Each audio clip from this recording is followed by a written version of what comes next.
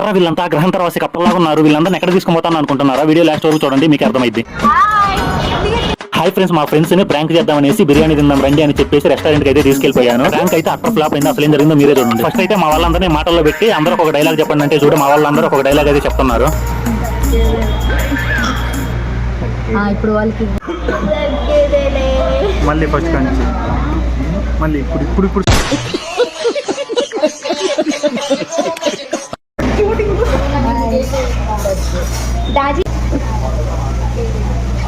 చూసారు కదా మా వాళ్ళ వేషాలు. రూపాయి జమీన్ 5 రూపాయలు చేస్తున్నారు. అట్లుంటది మా వాళ్ళతో. అట్లుంటది మనతో.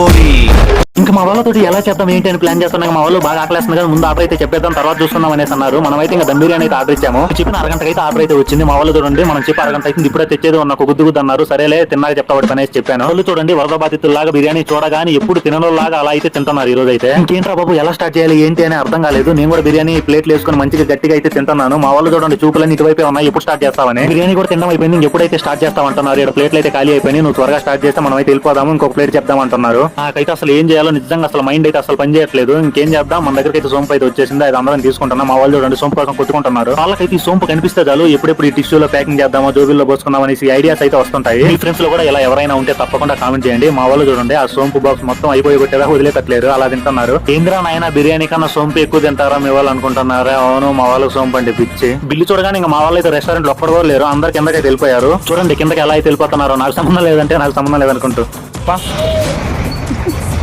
అమ్మ శ్రీవల్లి ఇంకా బామ్మా. దీని ఎగ్జాక్ట్ లొకేషన్ వచ్చేసి అమీర్పేట మండీ టైం ఆపోజిట్ లోనే ఉంటుందండి, బాహర్ కేఫ్. ఓకే ఫ్రెండ్స్, ఇలాంటి మరిన్ని వీడియోస్ కోసం మన ఛానల్ అయితే సబ్స్క్రైబ్ చేయండి. అసలు ఏం జరిగిందో ఫుల్ వీడియో చూడాలనుకున్న వాళ్ళు కింద లింక్ క్లిక్ చేసి చూసేయండి.